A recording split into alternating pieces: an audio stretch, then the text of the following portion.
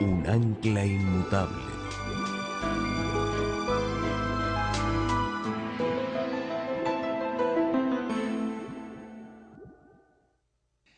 Vamos a inclinar nuestros rostros antes de comenzar nuestro estudio esta noche. Nuestro Padre, nuestro Dios, te damos gracias por el privilegio de encontrarnos una vez más en este local para estudiar tu palabra, para escuchar tu voz. Te pedimos, Señor, que a través del ministerio de tu Espíritu Santo te acerques a nosotros. Te rogamos especialmente por aquellas personas que están en el valle de la indecisión. Te ruego, Señor, que tu Santo Espíritu les hable de una forma clara y diáfana en esta noche. Te damos gracias por el privilegio de acercarnos a tu trono y gracias por escuchar nuestra oración, pues te lo pedimos en el nombre de Jesús. Amén. La Iglesia Adventista del Séptimo Día tiene un concepto muy particular del juicio. Si ustedes le preguntan a la mayoría de los cristianos en cuanto al juicio, ellos probablemente les van a decir que el juicio se realiza en el momento de la segunda venida de Cristo. Y ciertamente la Biblia indica de que ese es un aspecto del juicio. Pero el concepto bíblico del juicio es mucho más amplio que solamente la segunda venida de Jesús. En efecto, el concepto adventista del juicio enseña que el juicio se compone de tres fases o de tres etapas. Y esas etapas cubren no solamente horas o días o años, sino siglos. Es decir, el juicio se debe entender en tres partes distintivas. Y esta noche yo quiero hablarles del concepto bíblico del juicio.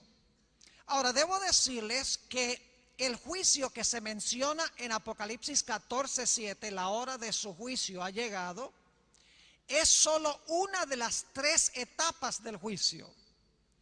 Así que esta noche no nos vamos a atener solamente al juicio o a la etapa que se menciona en Apocalipsis 14:7.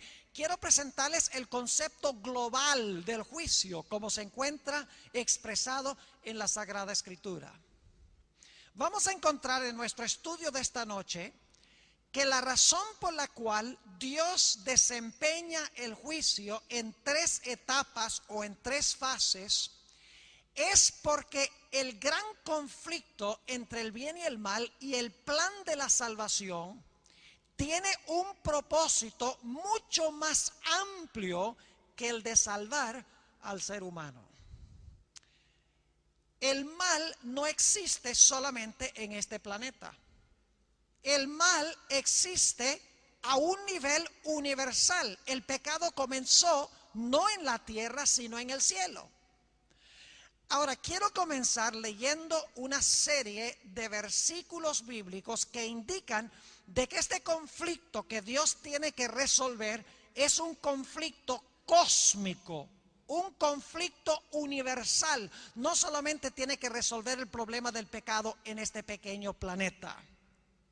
Apocalipsis, el capítulo 12 y los versículos 7 al 9 describen el origen del mal en el universo. No comenzó aquí en la tierra, comenzó en el cielo.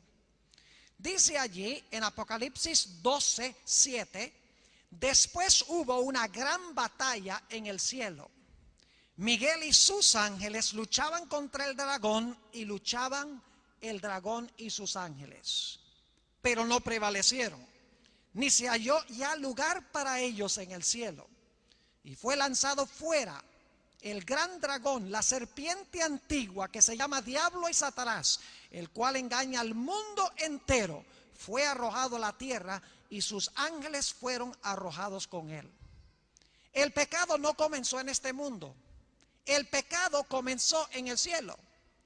Lo interesante es que el mismo capítulo de Apocalipsis nos dice que una tercera parte de los ángeles escogieron aliarse con Satanás. Esto indica de que los argumentos de Satanás contra el gobierno de Dios parecían muy factibles, eran muy persuasivos, o si no, una tercera parte de los ángeles no se hubieran ido con Satanás. Es decir, en el mismo cielo, entre los ángeles había confusión en cuanto a Dios y los argumentos que Satanás estaba empleando en contra de Dios. Y esto sucedió antes de que este planeta fuera creado, antes que Adán y Eva pecaran. Es decir, los ángeles están involucrados en el problema del mal a nivel universal. Pero no solamente los ángeles leales que permanecieron leales a Dios, los ángeles caídos que se fueron con Satanás, también los seres de otros mundos están involucrados, observando la forma en que Dios trata con el problema del mal. Quiero leerles una cita que encontramos, y esta la traduje yo, es de Elena White, en la revista Review and Herald, septiembre 25 del año 1900. Escuchen lo que dice ella. Dios tiene mundos sobre mundos que obedecen su ley. Todo lo que se hace en estos mundos es para la gloria del Creador. Al ver los habitantes de estos mundos el gran precio que se ha pagado para rescatar al hombre, se llenan de admiración. Con intenso interés observan la controversia entre Cristo y Satanás. Y a medida que esta controversia avanza y la gloria de Dios resplandece más y más, le rinden alabanza. No obstante, porque el hombre finito tan solo es capaz de discernir un poco del maravilloso poder de Dios, este se apropia de la gloria que le pertenece al Creador. Oh, que el velo pudiese ser quitado y pudiesen los hombres ver más allá de su propia sabiduría. Cada boca cesaría entonces de jactarse. Los hombres comprenderían la grandeza de los planes de Dios y en cambio comprenderían que su propio conocimiento es vastamente inferior. Nunca más pensarían que tienen el derecho de juzgar los planes de Dios o de convocarle ante su tribunal para dictar sentencia sobre sus acciones. Mundos sobre mundos en el universo que nunca pecaron y están observando la forma en que Dios resuelve el problema del mal. Los ángeles celestiales observando cómo Dios resuelve el problema del mal. Los ángeles caídos y Satanás observando la forma en que Dios resuelve este problema. Y los seres humanos también observando la forma en que se resuelve el problema del mal. Y vamos a ver en esta noche que la razón por la cual Dios hace el juicio en tres partes es para convencer a cada uno de los grupos que están involucrados en esta controversia de que Él es amoroso, misericordioso y justo. Vayan conmigo a 1 de Corintios, el capítulo 4 y el versículo 9. Un versículo muy interesante, me gusta la forma como está traducido aquí en la versión del 60. 1 de Corintios 4 y el versículo 9 dice el apóstol San Pablo: porque según pienso, Dios nos ha exhibido a nosotros, los apóstoles, como postreros, como a sentenciados a muerte. Pues hemos llegado a ser espectáculo. La palabra griega allí es la palabra teatro. Es decir, el apóstol San Pablo está diciendo aquí: nosotros los apóstoles, a quienes nos han sentenciado a muerte, hemos llegado a ser el teatro, y aquí dice en la traducción al mundo, en realidad se podría traducir al universo, y a quienes más, a los ángeles y a los hombres. Tres grupos: el universo, los ángeles y los hombres. Y dice el apóstol San Pablo que ellos habían llegado a ser espectáculo o teatro a todos estos tres grupos. ¿Sabían ustedes que Dios tiene que reconciliar consigo no solamente la tierra, sino también el cielo? Noten lo que dice en el libro de Colosenses, el capítulo 1 y los versículos 19 y 20. Colosenses, el capítulo 1 y el versículo 19 y 20. Dice: por cuanto agradó al Padre que en Él habitase toda la plenitud, es decir, en Jesús. Y por medio de Él, es decir, por medio de Jesús, reconciliar consigo todas las cosas, así las que están en la tierra como las que están en los cielos, haciendo la paz mediante la sangre de su cruz. Es decir, a través de Jesús, Dios no solamente reconcilia consigo mismo a la tierra, sino que dice que reconcilia a sí mismo también a los cielos. Hay dudas y preguntas en las mentes de los seres celestiales que necesitan ser contestadas. Y el proceso del juicio que sigue Dios es para contestar estas preguntas y dudas que tienen los diferentes grupos de seres. Vamos a hablar esta noche de las tres fases del juicio y por qué es que Dios desempeña cada fase. Vayamos a Apocalipsis, el capítulo 14 y el versículo 7, para hablar de la primera fase del juicio. Apocalipsis 14 y el versículo 6 y 7, vamos a leer el 6 para el contexto. Dice: vi volar por en medio del cielo a otro ángel, que tenía el evangelio eterno para predicarlo a los moradores de la tierra, a toda nación, tribu, lengua y pueblo, diciendo a gran voz: temed a Dios y dadle gloria, porque la hora de su juicio llegará. ¿Es eso lo que dice el texto? No es lo que dice el texto. En el griego es un aoristo, pasado. La hora de su juicio ha llegado. Ahora, ¿por qué subrayo esto? Porque cuando se proclama el mensaje del primer ángel, en ese momento es que la hora del juicio llegó. Ahora, ¿por qué enfatizo este punto? No se distraigan, porque lo que voy a decir es muy importante. ¿Saben ustedes que la primera fase del juicio se realiza antes de la segunda venida de Jesús? Los que son adventistas ya sabían esto, de que la primera fase del juicio, lo que se conoce como el juicio investigador, se desempeña antes de que el Señor Jesucristo venga en poder y gloria. Y ustedes dicen: pastor, ¿cómo sabemos eso? Es muy sencillo. El juicio comienza con el mensaje del primer ángel, pero todavía no se ha proclamado el segundo, ni se ha proclamado el tercero, y no es sino hasta que se proclame el segundo y el tercero que se ve a Jesús viniendo en la nube con la hoz aguda en su mano. Es decir, el juicio comienza en el momento cuando el primer ángel da su mensaje, pero todavía falta el segundo, todavía falta el tercero, y luego Cristo viene. Eso indica de que el juicio comienza con el mensaje del primer ángel. Tiene que ser antes de la segunda venida, porque es antes del mensaje del segundo y del tercer ángel, antes de que se vea a Jesús sobre la nube. Es decir, la primera fase del juicio se realiza antes de la segunda venida de Jesús. ¿Y saben ustedes a dónde se realiza ese juicio? El libro de Daniel lo explica. Daniel, el capítulo 7. Daniel, el capítulo 7. Y necesito darles un poquito de trasfondo aquí para que podamos tener en cuenta los versículos específicos que voy a leer. Daniel 7 presenta 4 bestias. Y la cuarta bestia tiene varias características. Para los adventistas esto es un repaso. El león en Daniel 7 representa ¿qué reino? Bueno, oigo vagamente: Babilonia.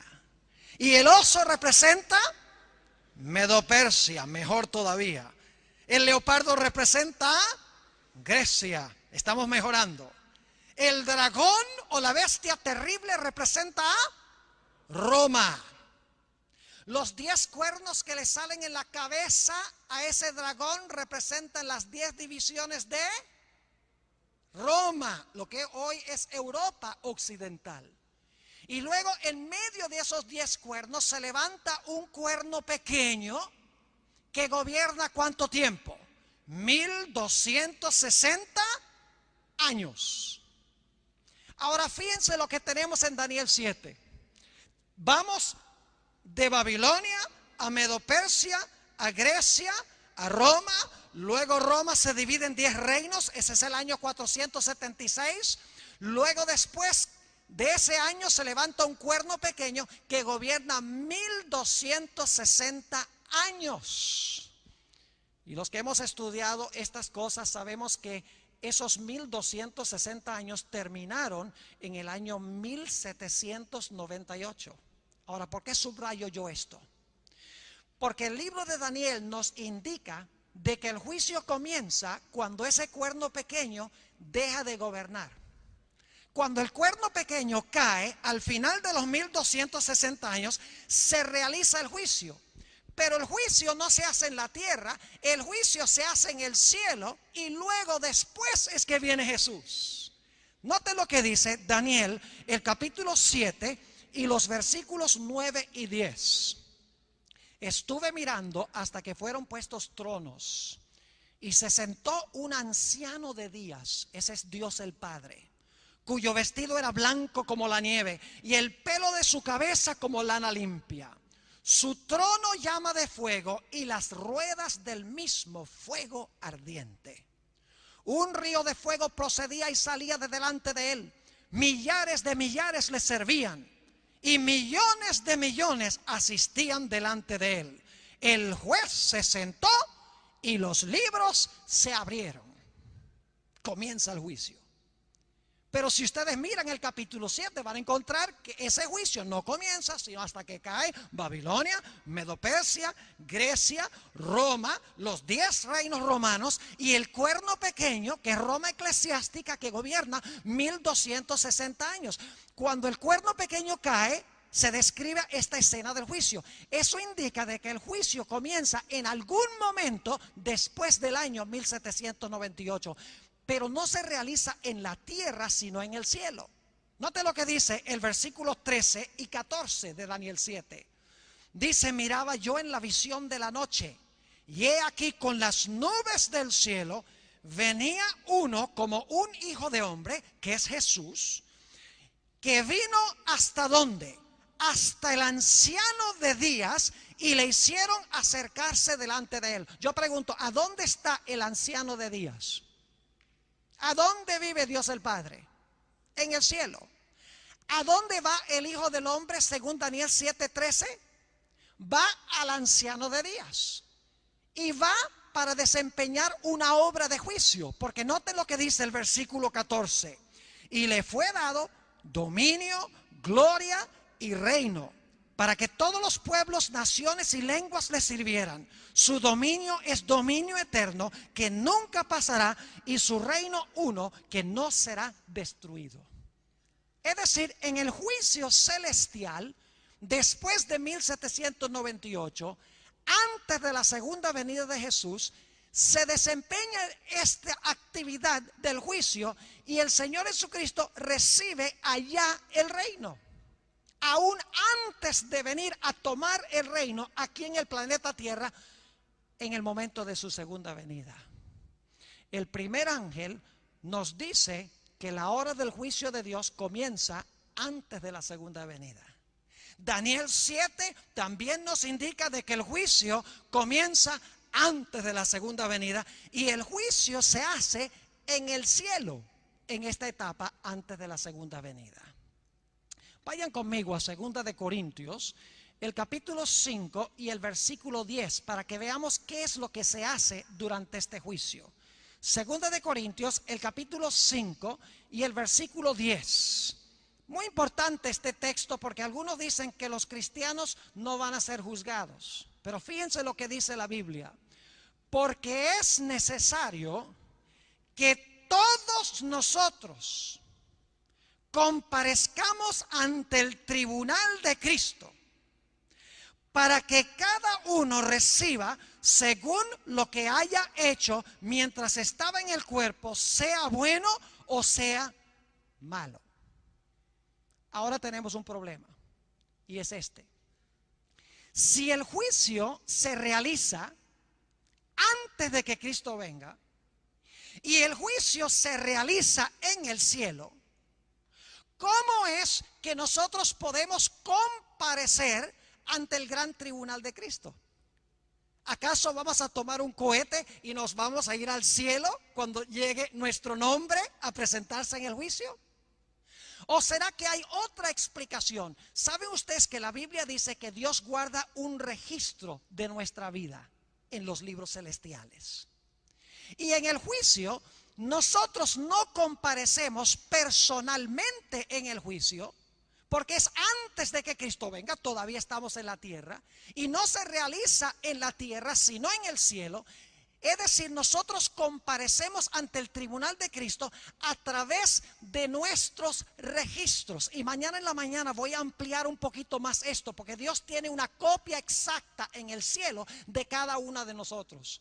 No tenemos que ir personalmente, porque cuando se abren los libros hay un registro exacto de cada palabra, de cada pensamiento, de cada acción, de cada cosa secreta. Dios tiene una fotocopia en el cielo de nosotros. Y cuando surge nuestro nombre en el juicio, Dios trae los libros, abre los libros y examina nuestra vida de acuerdo a los registros. Cuando termine este juicio, se van a pronunciar las terribles palabras de Apocalipsis 22 y el versículo 11. Fíjense qué palabras tan solemnes. Dice: el que es injusto, sea injusto todavía. El que es inmundo, sea inmundo todavía. El que es justo, practique la justicia todavía. Y el que es santo, santifíquese todavía. Es decir, que cuando termine este juicio celestial, que comenzó antes de la venida de Cristo y que comenzó en el cielo mientras todas las personas estaban en la tierra, cuando concluya ese juicio investigador, se van a haber definido todos los casos para vida o para muerte, de acuerdo a lo que se encontraba escrito en los libros. Y luego noten Apocalipsis 22, 12. Dice en Apocalipsis 22 y el versículo 12, hablando Jesús: he aquí yo vengo pronto, y mi galardón conmigo, para recompensar a cada uno según su ¿qué? A cada uno según su obra. Ahora quiero subrayar dos cosas en cuanto a este versículo 12. En primer lugar, cuando Cristo regresa, ¿qué trae? ¿Qué trae? El galardón. ¿Qué es un galardón? Es la recompensa. Jesús, cuando venga, trae la recompensa. Y trae la recompensa de acuerdo a nuestras ¿qué? De acuerdo a nuestras obras, dice aquí. Así que cuando Jesús venga por segunda vez, viene a recompensarnos según nuestras obras. ¿Se examinaron las obras en el juicio de antemano? Tiene que ser, porque cuando venga trae su recompensa, y para traer la recompensa tiene que haber hecho un juicio para determinar si esa era la recompensa que nosotros merecemos. Es decir, si Jesús trae el galardón, de antemano tiene que haber determinado cuál iba a ser el galardón, quién iba a recibir el galardón para vida y quién no iba a recibir el galardón para vida. Y como dice la última parte de este texto, dice que nos va a recompensar de acuerdo a nuestras obras. Esto indica de que Dios examinó nuestras obras antes de que viniera a traernos el galardón. Quiero leer 2 o 3 textos más que aclaran aún más este punto. Noten lo que dice en Mateo el capítulo 16 y el versículo 27. Mateo el capítulo 16 y el versículo 27. Aquí está hablando Jesús. Y fíjense qué interesante lo que dice el Divino Maestro. Mateo el capítulo 16 y el versículo 27. Dice: porque el Hijo del Hombre vendrá en la gloria de su Padre con sus ángeles, y entonces pagará a cada uno conforme a sus obras. ¿Cuándo es que Cristo va a pagar a cada uno conforme a sus obras? Cuando Él venga. Tiene que haber determinado de antemano cuál iba a ser el pago, si trae la recompensa para cada uno según sus obras. Claro que sí. Ahora vamos a Primera de Tesalonicenses, el capítulo 4. Aquí les va a quedar absolutamente claro este punto. Primera de Tesalonicenses, el capítulo 4, y quiero leer los versículos 15 al 17. Versículos muy bien conocidos, casi siempre se leen en los funerales, en los entierros. Dice en el versículo 15 de Primera de Tesalonicenses 4: por lo cual os decimos esto en palabra del Señor, que nosotros que vivimos, que habremos quedado hasta la venida del Señor, no precederemos a los que durmieron. ¿Quiénes son los que durmieron? Los que murieron, ¿verdad? Hay dos grupos: los vivos y los que murieron en Cristo. Versículo 16: porque el Señor mismo, con voz de mando, con voz de arcángel y con trompeta de Dios, descenderá del cielo, y los muertos en Cristo resucitarán primero. Luego nosotros, los que vivimos, los que hayamos quedado, seremos arrebatados juntamente con ellos en las nubes para recibir al Señor en el aire, y así estaremos siempre con el Señor. Ahora voy a hacer la pregunta: ¿cuándo es que los vivos van a ir a estar con Jesús? ¿Cuándo Jesús qué? Venga. ¿Cuándo van a ir a estar con Jesús los que murieron en Cristo? Cuando Cristo venga. ¿Van a ir los muertos primero y después los vivos? No, el pasaje dice que los muertos en Cristo van a resucitar, luego junto con los vivos, simultáneamente van a ser arrebatados en las nubes a recibir al Señor en el aire. Ahora, ¿por qué es importante esto? Porque la mayoría de los cristianos enseñan que si una persona cuando se murió fue mala, se fue para el infierno en el momento de la muerte. O enseñan que si la persona fue buena, se fueron al cielo en el momento de la muerte.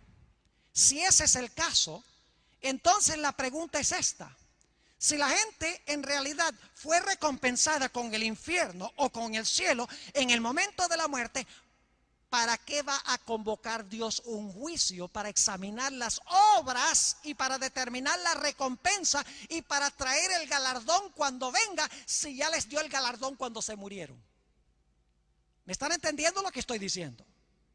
La Biblia, en otras palabras, nos indica claramente que la recompensa no se recibe en el momento de la muerte, sino cuando Cristo venga. Y esa recompensa se determina antes, en la hora del juicio, antes del mensaje del segundo ángel, antes del mensaje del tercer ángel, antes de que se vea a Jesús venir en la nube, porque el juicio comienza con el mensaje del primer ángel. Daniel 7 dice que el juicio se realiza en el cielo.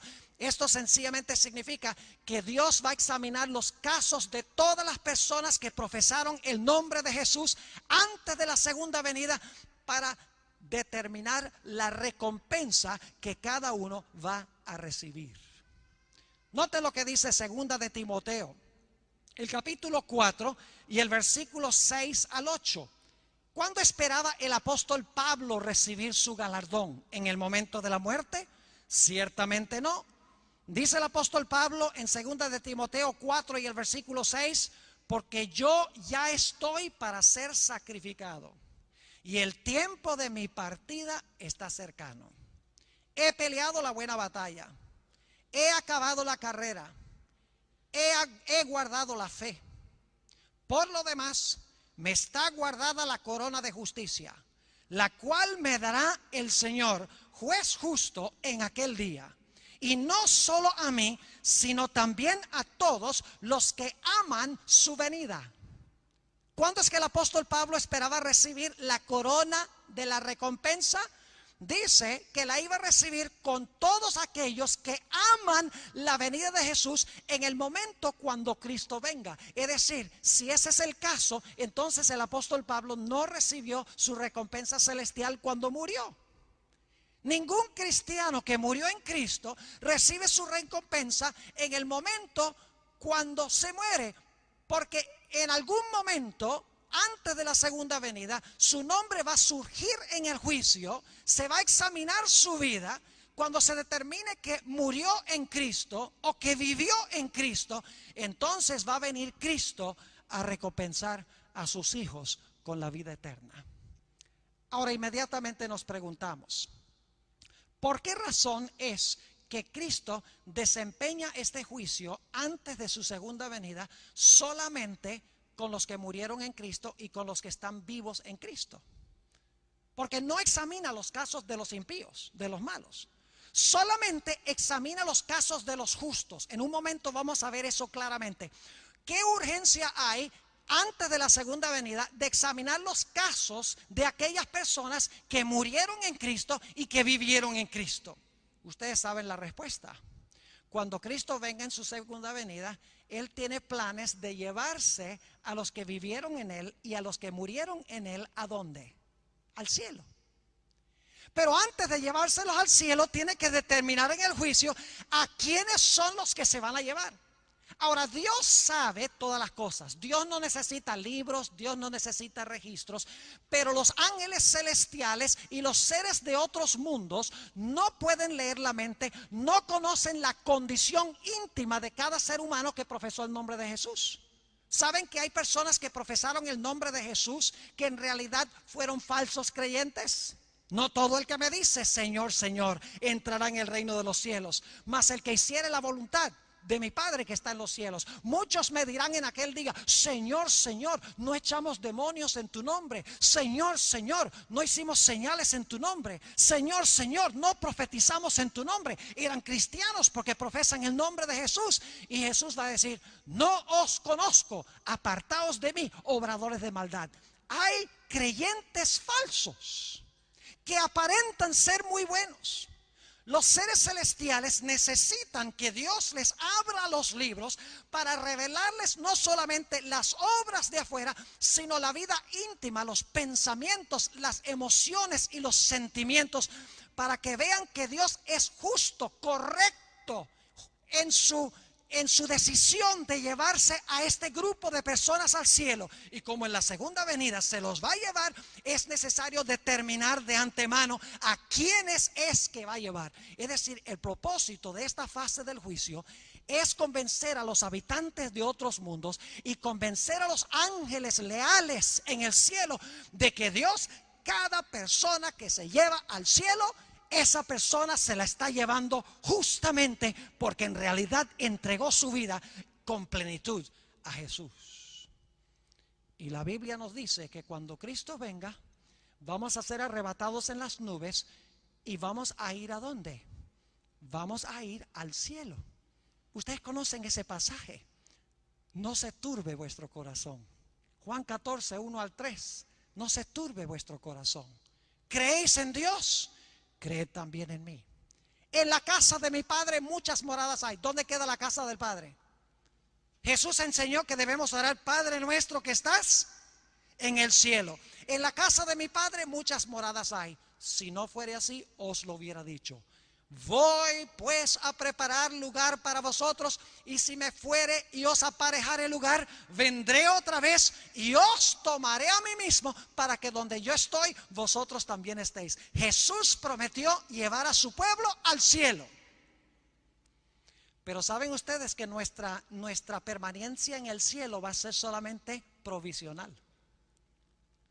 Porque mi Biblia me dice, y yo sé que la de ustedes también, dice, los santos tomarán la tierra por heredad. No vamos a habitar para siempre en el cielo. Vamos a ir temporalmente al cielo. Cuando Cristo venga, aquellos casos que fueron examinados, se determinó que murieron en Jesús, que confiaron en Jesús estando vivos. Jesús viene, son arrebatados en las nubes juntamente con Jesús, y Jesús se los va a llevar a la casa del Padre por 1000 años. Y aquí es que llegamos a la segunda fase del juicio. ¿Saben algo interesante? El libro de Apocalipsis mismo presenta estas 3 fases del juicio. En Apocalipsis 14:7, la hora de su juicio ha llegado, cuando se proclama el mensaje del primer ángel. La segunda etapa del juicio está en Apocalipsis 20 y el versículo 4. Vayan conmigo allí. Apocalipsis el capítulo 20 y el versículo 4. Cuando Cristo venga en su segunda venida, se va a llevar con él al cielo a los que confiaron en Jesús, los vivos y los muertos. Los va a llevar al cielo, según vimos, a la casa del Padre. Y durante 1000 años el pueblo de Dios va a tener un trabajo que hacer en el cielo. Versículo 4 dice: y vi tronos. ¿Se acuerdan en Daniel 7 que fueron colocados tronos para el juicio? Ahora se colocan tronos de nuevo. Pero esto ya no es antes de la segunda venida, porque en Apocalipsis 20 está hablando durante el milenio. Hay una etapa de juicio durante el milenio, según Apocalipsis 20. Dice: y vi tronos, y se sentaron sobre ellos los que recibieron facultad de ¿qué? Facultad de juzgar. Paremos un momento allí. ¿Qué recibieron? Facultad de juzgar. ¿Quiénes recibieron facultad de juzgar? Sigamos leyendo. Vi las almas de los decapitados por causa del testimonio de Jesús y por la palabra de Dios, los que no habían adorado a la bestia ni a su imagen, y que no recibieron la marca en sus frentes ni en sus manos, y vivieron y reinaron con Cristo. ¿Cuánto tiempo? 1000 años. ¿Por cuánto tiempo van a juzgar? 1000 años, dice la Biblia. ¿Y a dónde van a juzgar? ¿En la tierra o en el cielo? En el cielo, porque Jesús lleva a su pueblo al cielo cuando regrese. Pero ahora viene una pregunta muy importante, y es esta: ¿a quiénes van a juzgar? Si los que se salvaron están todos en el cielo, mientras que los que se perdieron se quedaron atrás. Porque en Apocalipsis 25 dice que los otros muertos no tornaron a vivir sino hasta que terminaran los 1000 años. El resto de los muertos son los impíos, porque los que resucitaron cuando Cristo vino fueron los que murieron en Cristo. Los otros muertos, en otras palabras, tienen que ser aquellos que murieron fuera de Jesús, los impíos, los que se quedaron en la tierra mientras los hijos de Dios se fueron al cielo. Entonces, si ya los salvos están en el cielo, si ya los impíos están muertos en el planeta Tierra, no tornan a vivir sino hasta que terminen los 1000 años, entonces ¿a quiénes van a juzgar los santos durante los 1000 años en el cielo? La Biblia tiene la respuesta. Primera de Corintios, el capítulo 6. Primera de Corintios, el capítulo 6. Y quiero leer los versículos 1 al 3. Primera de Corintios 6, 1 al 3. Dice el apóstol San Pablo: ¿se atreve alguno de vosotros, cuando tiene algo contra otro, ir a juicio delante de los injustos y no delante de los santos? El apóstol Pablo está diciendo: no lleves tu caso contra tu hermano a un tribunal del mundo, no sea que le vayas a dar un mal nombre a la iglesia. Versículo 2. ¿O no sabéis que los santos han de juzgar a quién? Han de juzgar al mundo. Esa palabra mundo, cosmos, se usa repetidas veces en el Nuevo Testamento para referirse a aquellas personas que están involucradas en el mundo. Es decir, se refiere a los mundanos. No améis al mundo ni lo que está en el mundo. A los suyos vino y los suyos no le conocieron.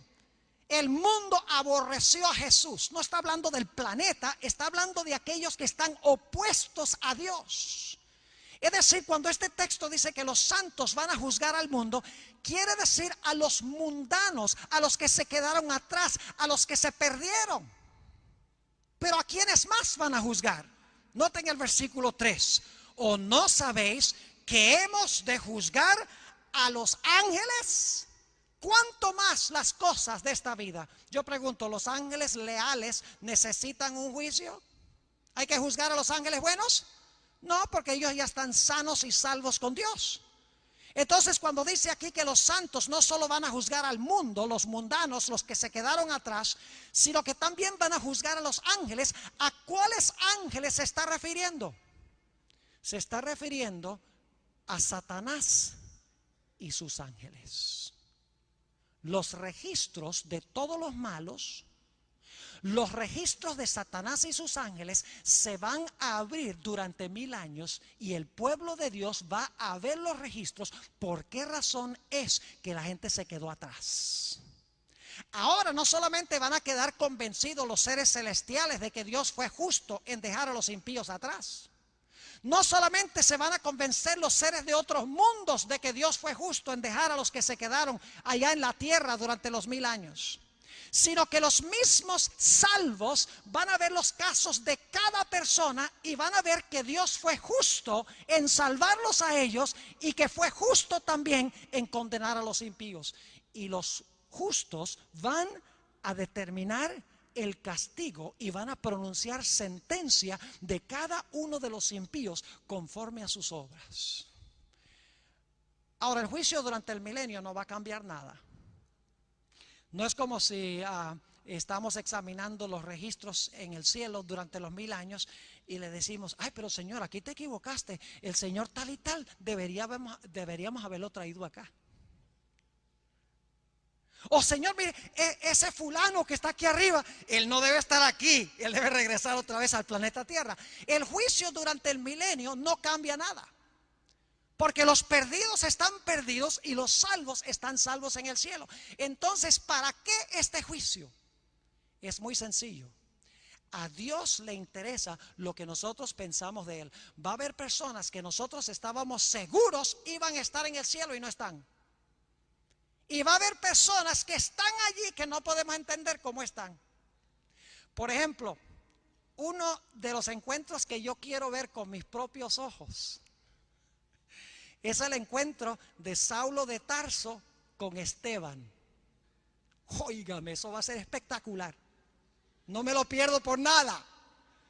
Porque lo último que vio Esteban cuando le estaban apedreando era Saulo de Tarso, quien más adelante llegó a ser el apóstol Pablo, animando a la muchedumbre de que le tirara piedras a Esteban.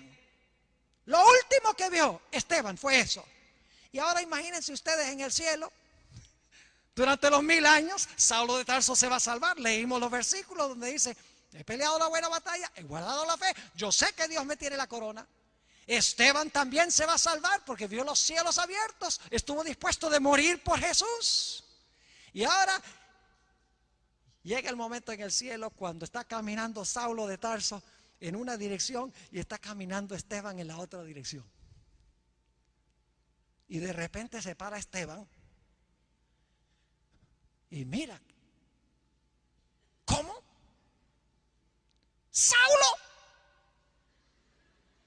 No puede. ¿Saulo de Tarso? No puede ser Saulo de Tarso. Sí, dice Saulo de Tarso. Dice el apóstol Pablo, Cristo también me redimió a mí. Qué glorioso encuentro.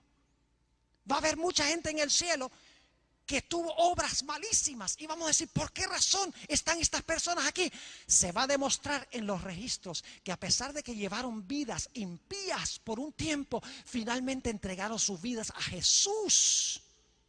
Vencieron el pecado por la gracia de Jesús y a pesar de que eran pecadores, fueron incluidos entre los redimidos. Pero va a haber mucha gente que esperábamos ver allí y no están. Mucha gente que fue aparentemente buena en la tierra, aún ante los seres celestiales, fueron buenos. Porque ese pastor fulano que era tan bueno, ayudaba a la gente, se veía tan bien.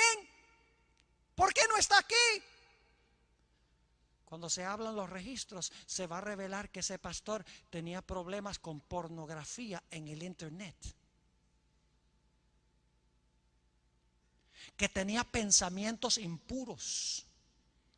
Que tenía sentimientos indebidos en su corazón que no se podía ver, porque los seres celestiales no pueden leer la mente, ni pueden mirar el corazón, pero Dios registra eso para que cuando esas personas estén ausentes, digamos, Señor, fuiste absolutamente justo en dejar atrás a todos ellos, porque hemos mirado todos los casos. Misericordioso y justo eres, y Señor, eres correcto y justo en traerte a tus hijos aquí al cielo. Y cuando termine el milenio, los seres celestiales, los ángeles leales y todos los redimidos van a concordar de que Dios es justo y verdadero. Pero falta un grupo por convencer: los que se quedaron atrás. Vayan conmigo a Apocalipsis 20. Otra etapa del juicio. Fíjense, este no es un invento de la iglesia adventista. Las tres etapas del juicio las menciona Apocalipsis. Apocalipsis 14:7, la hora de su juicio ha llegado, antes de la segunda venida. En Apocalipsis 24, se le da facultad a los hijos de Dios de juzgar durante los 1000 años. Ahora vamos a ver una etapa del juicio que se realiza después de los 1000 años. ¿Y a quiénes querrá Dios convencer de que Él es justo y verdadero y misericordioso después de los 1000 años? ¿A quiénes falta por convencer? Díganme ustedes. Solamente a Satanás y sus ángeles y los impíos. Y ustedes dicen: ¿acaso Dios tiene que convencer a Satanás y sus ángeles y los impíos porque ellos se perdieron? Sí, Señor. Porque Dios no va a dejar ningún cabo sin atar. Cuando se termine la gran controversia entre el bien y el mal, todo el universo, fiel e infiel, se va a inclinar ante el trono de Dios y va a decir: justos y verdaderos son tus caminos, oh Jehová. El mismo Satanás y sus ángeles y los impíos van a admitir, después de ver sus registros, de que su exclusión del cielo fue justa. Yo puedo amar a un Dios que se preocupa por su universo de esa manera. Dios podría haber dicho: yo no necesito ningún juicio. Estos se salvaron y estos se perdieron. ¿Y por qué, Señor? Porque yo sé todas las cosas. ¿Qué clase de Dios es ese? Dios quiere que sus criaturas entiendan por qué se salvan los salvos y por qué se pierden los perdidos. Porque si no van a haber dudas en las mentes de los hijos de Dios. Por eso Dios va a convencer a cada criatura que jamás haya vivido en la historia del universo de que Él es justo y que Él es misericordioso y verdadero en su forma de tratar el mal. Apocalipsis 20 y el versículo 11 al 15 tiene la última etapa del juicio. Es después del milenio. Ahora escuchen bien. Después del milenio resucitan los otros muertos. Porque dice que no tornaron a vivir los otros muertos sino hasta que pasaran ¿qué? Los 1000 años. Los otros muertos tienen que ser los impíos, porque los muertos en Cristo resucitaron a la segunda venida y se fueron al cielo durante 1000 años. Es decir, los otros muertos son los impíos. Y no solamente tenemos Apocalipsis 25 que dice eso, sino que podemos claramente discernirlo por la siguiente manera. Los impíos, según Apocalipsis 20 y 21, van a sufrir la muerte segunda. La muerte segunda. Pregunta: si van a sufrir la muerte segunda, ¿tiene que haber una muerte primera? ¿Qué les parece? ¿Puede haber una muerte segunda sin una muerte primera? Claro que no. ¿Puede usted decir: mire, este es mi segundo hijo sin haber tenido uno? Claro que no. Segunda muerte significa que tiene que haber muerto una vez. Ahora escuchen, ¿cuándo fue que murieron? Vamos a mirar esto. Hablemos en primer lugar de los hijos de Dios. Los hijos de Dios todos nacieron de su madre, nacieron a su primera vida. Vivieron su vida, recibieron a Jesús, por el poder de Dios vencieron el pecado en su vida. Cuando murieron, murieron en Cristo. Murieron por primera vez. Cuando Cristo venga, van a ser resucitados y van a vivir con Jesús para siempre. Pero con los impíos es diferente. Porque los impíos también nacieron de su madre. También ellos vivieron su primera vida. Y cuando Cristo venga por segunda vez, según Apocalipsis 19, 21, ellos van a ser destruidos. Es decir, todos los impíos van a morir. Pero ese no es su castigo final, porque no han sido juzgados todavía. Son juzgados durante los 1000 años, como ya vimos. Y Dios no los va a castigar sin antes juzgarlos. El castigo de los impíos por sus pecados no es la muerte que sufren cuando Cristo venga. No es la primera muerte. Esto indica que después de los 1000 años van a resucitar a una segunda vida, por así decirlo. Y solo resucitando después del milenio a una segunda vida pueden sufrir, ¿qué cosa? Pueden sufrir muerte segunda. Es decir, el castigo por sus pecados es muerte segunda. Su primera muerte cuando Cristo venga no es el castigo por sus pecados. Mueren a la segunda venida. Durante los 1000 años sus casos son examinados. Después del milenio resucitan, y ahora vamos a ver que Dios les va a abrir los libros a ellos para mostrarles sus vidas. Después que confiesen que Dios es justo, entonces se va a ejecutar la sentencia en contra de ellos. Dicho sea de paso, el juicio durante el milenio es como un trabajo de auditoría. ¿Qué hace un auditor? El propósito de un auditor es cambiar los libros, ¿verdad? Hacer trampa en los libros. Claro que no. El propósito del auditor es ver si se llevó bien la contabilidad. El juicio durante los 1000 años va a ser la gran auditoría de Dios. Dios va a decirle a sus hijos: ahora abran los libros y vean a ver si yo llevé bien la contabilidad o no. Y se va a comprobar que en cada caso Dios llevó bien la contabilidad. Es como un replay de una jugada en un partido de fútbol. Cuando un árbitro canta un penalti y se repite la jugada. Yo pregunto, ¿la repetición cambia la jugada? Cuando se repite la jugada cambia. No, el propósito es repetir la jugada para ver si el árbitro tuvo razón en cantar penalti.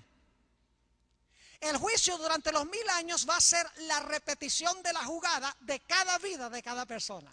Dios va a demostrar que fue justo y verdadero, por así decirlo, en cantarle penalti a los impíos. Va a demostrar que lo que él hizo fue justo y verdadero. Ahora, noten Apocalipsis 20:11. Esto es después del milenio. Todos los impíos han resucitado. Y dice en el versículo 11: vi un gran trono blanco y el que estaba sentado sobre él, de delante del cual huyeron la tierra y el cielo, y ningún lugar se encontró para ellos. Y vi a los muertos, estos son los otros muertos, los que resucitan después del milenio. Vi a los muertos grandes y pequeños de pie ante Dios. Y los libros fueron, ¿qué? Abiertos. Y otro libro fue abierto, el cual es el libro de la vida. Y fueron juzgados los muertos por las cosas que estaban escritas en los libros según sus obras. Fíjense que después del milenio, en el gran trono blanco que se encuentra dentro de la ciudad, la Nueva Jerusalén, Cristo se va a sentar en su trono y ahora los libros van a ser abiertos de nuevo delante de los impíos. Y van a ser juzgados según sus obras, van a ver el registro de sus vidas. Versículo 13: y el mar entregó los muertos que había en él, y la muerte y el Hades entregaron los muertos que había en ellos, y fueron juzgados cada uno según sus obras. Versículo 14: y la muerte y el Hades fueron lanzados en el lago de fuego. Esta es la muerte segunda. Y el que no se halló inscrito en el libro de la vida fue lanzado en el lago de fuego. Es decir, después del milenio, Dios va a sacar los libros y le va a mostrar a todos los impíos fuera de la ciudad, a Satanás y sus ángeles, según 1 Corintios 6, les va a abrir los libros y les va a mostrar exactamente por qué están fuera de la ciudad y no adentro. Les va a decir: mire, a base de los registros, ¿merecen ustedes estar en la ciudad, sí o no? Y todos los impíos van a decir: no merecemos estar allí. Y Dios va a sacar el libro de la vida y les va a decir: mire, ¿ustedes encuentran el nombre de ustedes aquí en el libro de la vida? No, no está. ¿Saben por qué no está? Por las obras que ustedes desempeñaron. Porque ustedes no recibieron a Jesús. Porque ustedes no vivieron una vida semejante a la de Jesús por el poder del Espíritu Santo. Y se ve claramente en sus registros que ustedes hicieron esa elección. Y en ese momento va a alcanzar la historia de este mundo, la historia del universo, su clímax. Satanás, sus ángeles y todos los impíos se van a lanzar al suelo, se van a inclinar y van a decir: justos y verdaderos son tus caminos, oh Jehová. Como dice en Filipenses el capítulo 2 y el versículo 6 al 11. Toda rodilla se doblará y toda lengua confesará que Jesucristo es el Señor, para la gloria de Dios el Padre. Solo en este momento puede Dios ejecutar la sentencia en contra de los impíos. Porque por primera vez en la historia del universo, todo el universo está en armonía. Los ángeles están de acuerdo de que Dios ha actuado bien. Los seres de otros mundos están de acuerdo de que Dios ha escogido bien. Los salvos van a estar de acuerdo de que Dios en cada caso obró debidamente. Aún Satanás, sus ángeles y los impíos van a confesar que su exclusión de la ciudad y de la vida eterna ha sido justa. Todo el universo está en este momento en armonía con Dios. Y solo en ese momento puede Dios destruir el pecado y los pecadores. Es decir, el concepto del juicio que tiene el libro de Apocalipsis es tripartito: investigación, sentencia. Durante el milenio, investigación, los hijos de Dios van a dictar sentencia. Después del milenio, investigación, y se va a ejecutar la sentencia. Y Dios lo hace de esta manera porque Él no quiere dejar ni un solo cabo sin atar. Él quiere que todo el universo esté de acuerdo de que Él obró correctamente en el gran conflicto entre el bien y el mal. Qué gran Dios tenemos, ¿verdad? Que se preocupa por lo que nosotros pensamos. Cuando yo me pongo a pensar que Dios permitió, por ejemplo, que Jonás discutiera con Él y hasta lo regañara. Cuando permitió que Job, durante 37 capítulos de su libro, se quejara de Dios y pidiera explicaciones a Dios. Cuando veo que en la Biblia Dios permitió que los pecadores le hablaran a Él y le expresaran sus preocupaciones, como Abraham cuando dijo: Señor, si hay 50 justos en Sodoma, ¿los vas a destruir junto con todos los demás? Qué lindo que Dios se preocupa por lo que nosotros pensamos. Y en materia de resolver el problema del mal, Dios se preocupa por lo que nosotros pensamos. Ahora, mis hermanos y hermanas, apreciados estudiantes, el Señor Jesucristo en este mismo momento está examinando los casos con los seres celestiales de cada persona que ha vivido en el planeta Tierra. La Biblia enseña que el juicio comenzó con los que han muerto en Cristo.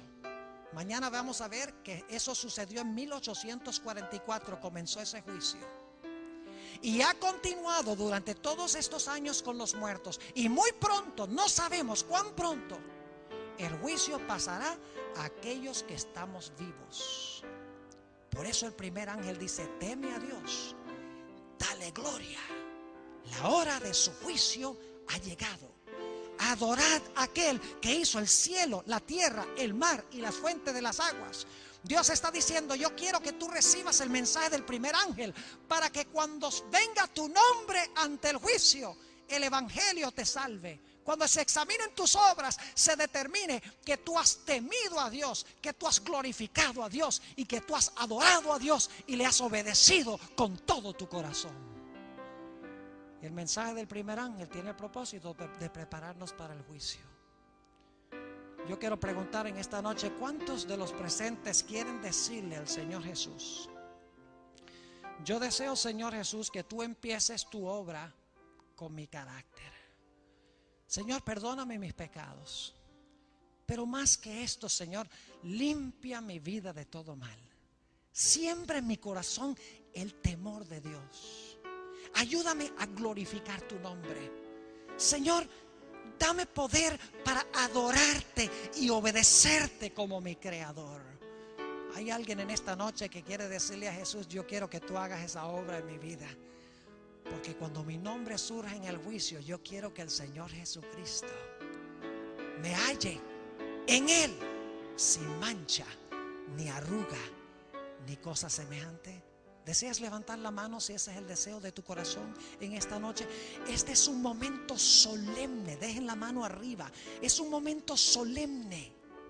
Estamos viviendo en los últimos momentos de la historia de este planeta. El juicio ya ha avanzado mucho. Los eventos indican de que pronto van a estallar eventos proféticos como nunca hemos visto en la historia del mundo. Ahora es el tiempo de arreglar nuestra relación con Dios. Doy gloria a Dios por aquellos que han levantado la mano. Ahora yo quiero ir un paso más allá. Aquí hay personas que hasta el momento no han tomado el paso ni siquiera de entregar su vida a Jesús a través del bautismo. ¿Saben que en el bautismo es el momento cuando iniciamos nuestra vida cristiana? Es el momento cuando nacemos en el reino de Jesús. El bautismo por inmersión. Nacemos, por así decirlo, del vientre y ahora empezamos a crecer en Jesús. Es decir, el bautismo es imprescindible para comenzar nuestra relación con Jesús, nuestra vida cristiana. Yo quiero preguntar, ¿hay alguien aquí en esta noche que no haya sido bautizado o bautizada, que quiera decirle al Señor Jesús: Señor Jesús, yo quiero prepararme para en un futuro enterrar mi vida con Jesús en las aguas del bautismo, y quiero prepararme para vivir eternamente contigo en el cielo? ¿Quieres levantar la mano si ese es el deseo de tu corazón en esta noche? Yo voy a bajar acá abajo. Si hay alguien, voy a pedirles que por favor vengan aquí al frente. Yo quiero tener una oración especial con ustedes. No es fácil pararse en medio de una congregación de este tamaño. No hagan caso a lo que dicen los amigos, ni las amigas, ni lo que podrán decir los padres. Eso no interesa, porque está en juego la salvación. No puedes perder la salvación. El que creyere y fuere bautizado, ese será salvo, dice la Biblia. No dejes pasar este momento. Pasa al frente, dile: yo voy a servir a Jehová. Yo escojo a Jesús como mi Salvador y mi Señor. Gloria a Dios por estas almas preciosas. Por favor, miren a la congregación. Yo sé que hay más esta noche aquí que necesitan tomar su decisión. Saben, a veces pensamos: bueno, yo lo puedo hacer mañana o en el futuro. Escuchen bien, mañana no es nuestro. En un minuto no es nuestro, porque la Biblia dice que hoy es el día de la salvación. Yo puedo no estar vivo en un minuto. Les podría relatar historias, casos.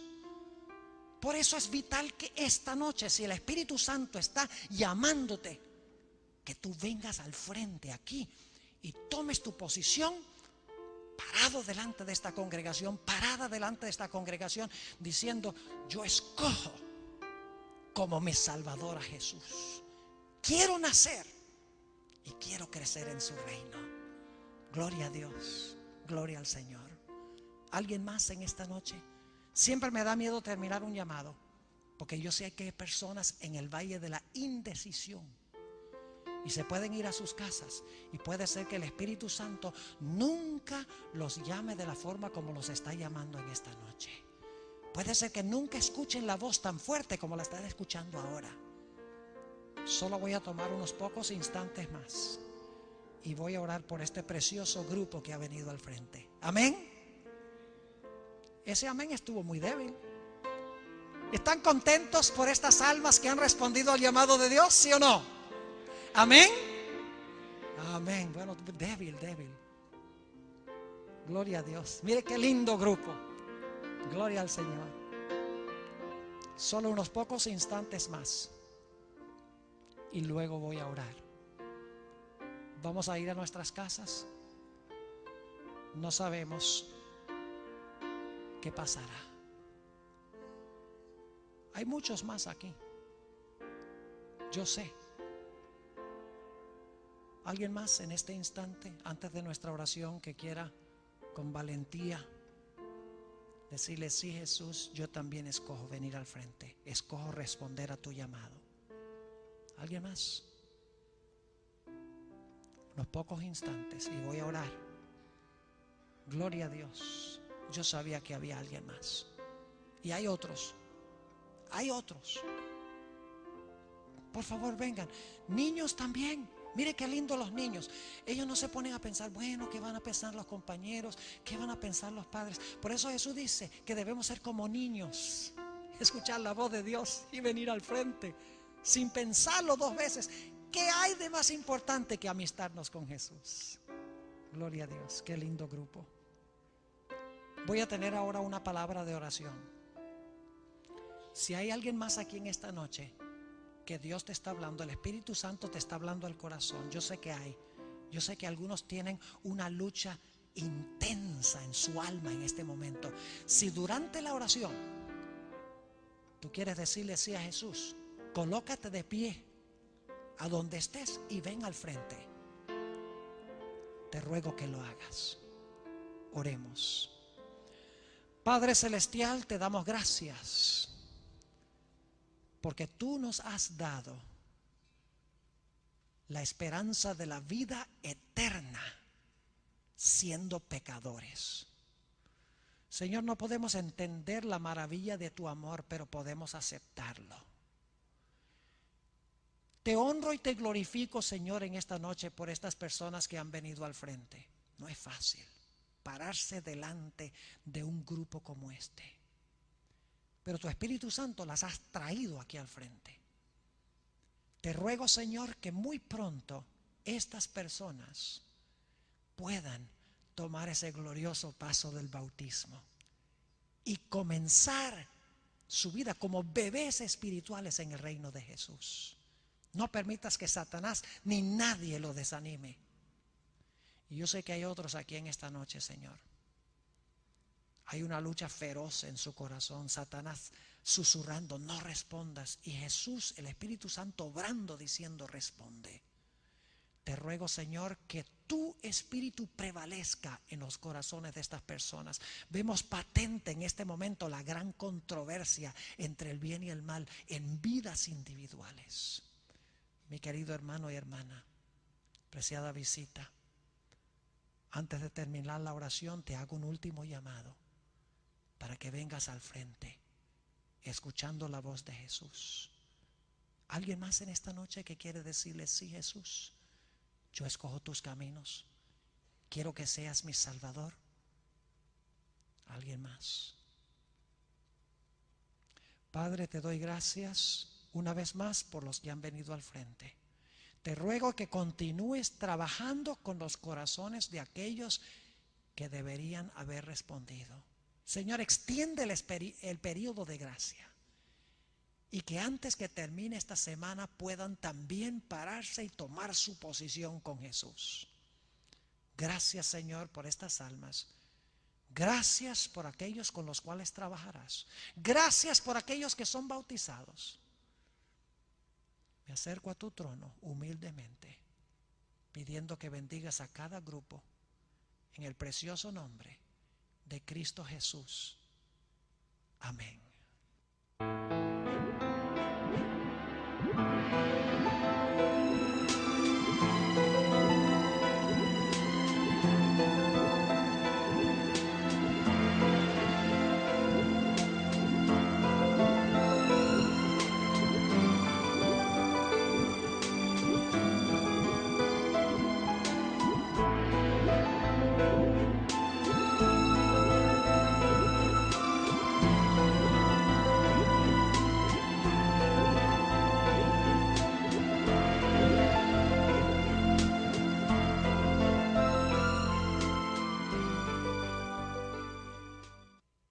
Arrojados con él. El pecado no comenzó en este mundo. El pecado comenzó en el cielo. Lo interesante es que el mismo capítulo de Apocalipsis nos dice que una tercera parte de los ángeles escogieron aliarse con Satanás. Esto indica de que los argumentos de Satanás contra el gobierno de Dios parecían muy factibles, eran muy persuasivos, o si no, una tercera parte de los ángeles no se hubieran ido con Satanás. Es decir, en el mismo cielo, entre los ángeles había confusión en cuanto a Dios y los argumentos que Satanás estaba empleando en contra de Dios. Y esto sucedió antes de que este planeta fuera creado, antes que Adán y Eva pecaran. Es decir, los ángeles están involucrados en el problema del mal a nivel universal. Pero no solamente los ángeles leales que permanecieron leales a Dios, los ángeles caídos que se fueron con Satanás, también los seres de otros mundos están involucrados, observando la forma en que Dios trata con el problema del mal. Quiero leerles una cita que encontramos, y esta la traduje yo, es de Elena White, en la revista Review and Herald, septiembre 25 del año 1900. Escucha lo que dice ella. 3 etapas o en 3 fases es porque el gran conflicto entre el bien y el mal y el plan de la salvación tiene un propósito mucho más amplio que el de salvar al ser humano. El mal no existe solamente en este planeta. El mal existe a un nivel universal. El pecado comenzó no en la tierra, sino en el cielo. Ahora, quiero comenzar leyendo una serie de versículos bíblicos que indican de que este conflicto que Dios tiene que resolver es un conflicto cósmico, un conflicto universal. No solamente tiene que resolver el problema del pecado en este pequeño planeta. Apocalipsis, el capítulo 12 y los versículos 7 al 9 describen el origen del mal en el universo. No comenzó aquí en la tierra, comenzó en el cielo. Dice allí en Apocalipsis 12, 7, después hubo una gran batalla en el cielo. Miguel y sus ángeles luchaban contra el dragón y luchaban el dragón y sus ángeles, pero no prevalecieron, ni se halló ya lugar para ellos en el cielo. Y fue lanzado fuera el gran dragón, la serpiente antigua que se llama Diablo y Satanás, el cual engaña al mundo entero. Fue arrojado a la tierra y sus ángeles fueron.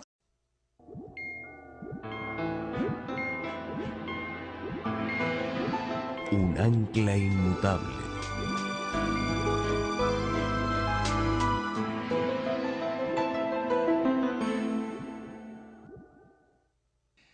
Vamos a inclinar nuestros rostros antes de comenzar nuestro estudio esta noche. Nuestro Padre, nuestro Dios, te damos gracias por el privilegio de encontrarnos una vez más en este local para estudiar tu palabra, para escuchar tu voz. Te pedimos, Señor, que a través del ministerio de tu Espíritu Santo te acerques a nosotros.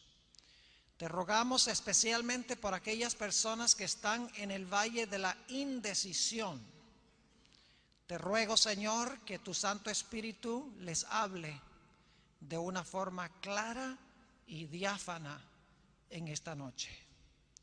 Te damos gracias por el privilegio de acercarnos a tu trono y gracias por escuchar nuestra oración, pues te lo pedimos en el nombre de Jesús. Amén. La Iglesia Adventista del Séptimo Día tiene un concepto muy particular del juicio. Si ustedes le preguntan a la mayoría de los cristianos en cuanto al juicio, ellos probablemente les van a decir que el juicio se realiza en el momento de la segunda venida de Cristo. Dios tiene mundos sobre mundos que obedecen su ley. Todo lo que se hace en estos mundos es para la gloria del Creador. Al ver los habitantes de estos mundos el gran precio que se ha pagado para rescatar al hombre, se llenan de admiración. Con intenso interés observan la controversia entre Cristo y Satanás. Y a medida que esta controversia avanza y la gloria de Dios resplandece más y más, le rinden alabanza. No obstante, porque el hombre finito tan solo es capaz de discernir un poco del maravilloso poder de Dios, este se apropia de la gloria que le pertenece al Creador. Oh, que el velo pudiese ser quitado y pudiesen los hombres ver más allá de su propia sabiduría. Cada boca cesaría entonces de jactarse. Los hombres comprenderían la grandeza de los planes de Dios y en cambio comprenderían que su propio conocimiento es vastamente inferior. Nunca más pensarían que tienen el derecho de juzgar los planes de Dios o de convocarle ante su tribunal para dictar sentencia sobre sus acciones. Mundos sobre mundos en el universo que nunca pecaron y están observando la forma en que Dios resuelve el problema. Y ciertamente la Biblia indica de que ese es un aspecto del juicio. Pero el concepto bíblico del juicio es mucho más amplio que solamente la segunda venida de Jesús. En efecto, el concepto adventista del juicio enseña que el juicio se compone de 3 fases o de 3 etapas. Y esas etapas cubren no solamente horas o días o años, sino siglos. Es decir, el juicio se debe entender en 3 partes distintivas. Y esta noche yo quiero hablarles del concepto bíblico del juicio. Ahora, debo decirles que el juicio que se menciona en Apocalipsis 14:7, la hora de su juicio ha llegado, es solo una de las 3 etapas del juicio. Así que esta noche no nos vamos a atener solamente al juicio o a la etapa que se menciona en Apocalipsis 14:7. Quiero presentarles el concepto global del juicio como se encuentra expresado en la Sagrada Escritura. Vamos a encontrar en nuestro estudio de esta noche que la razón por la cual Dios desempeña el juicio en 3